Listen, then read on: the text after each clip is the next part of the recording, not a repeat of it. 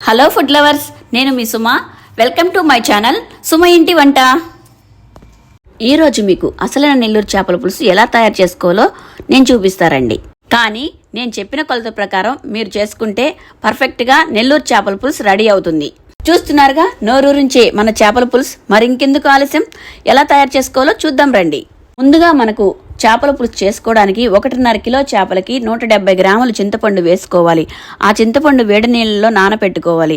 వేడి నీళ్లు వేసిన దానివల్ల చింతపండు త్వరగా నానుతుంది, అలానే పులుసు పిసుక్కోవడానికి ఈజీగా ఉంటుంది. ఇప్పుడు మనం ప్యాన్ తీసుకొని ధనియాలు, మెంతులు, జీలకర్ర, ఆవాలు చిన్న మంట మీద దోరగా వేగనివ్వండి. అవి వేగాక పక్కన పెట్టుకోండి.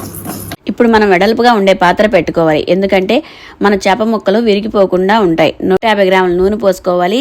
కొంచెం ఆవాలు, కొంచెం జీలకర్ర, కొంచెం మెంతులు వేసుకొని చిటపట అనేదాకా వేగాలి. కోసి పెట్టుకున్న ఆనియన్ 2 చిన్న ముక్కలుగా వేసుకొని పచ్చి వాసన పోయే వరకు వేపాలి. అలాగే టమాటాలు 4 చిన్న ముక్కలుగా కోసుకొని అవి కూడా బాగా వేగాక కొంచెం కరివేపాకు తీసుకొని వేయాలి. ఇప్పుడు ఉప్పు, కొంచెం పసుపు వేసుకొని దాన్ని నీట్గా మిక్స్ చేసుకొని 5 నిమిషాలు వేగాక ఇప్పుడు కారం వేసుకోండి. దాన్ని బాగా మిక్స్ చేసుకోండి.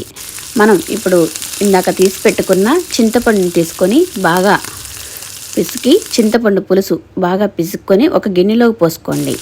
ఆ పులుసుని మనం రెడీ చేసి పెట్టుకున్న తిరగమాతలో పోయండి. పోసాక ఒక్కసారి బాగా మిక్స్ చేసుకోండి.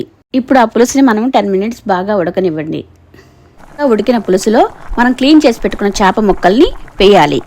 మనం చేప ముక్కలు వేశాక చిన్నగా విరగకుండా గంటితో అలా అనండి, ఎందుకంటే నేను చూపిన విధంగా అంటే ముక్క విరగకుండా మీకు బాగుంటుంది. చిన్న మంట మీద చేపల కూర 20 మినిట్స్ ఉడకాలి.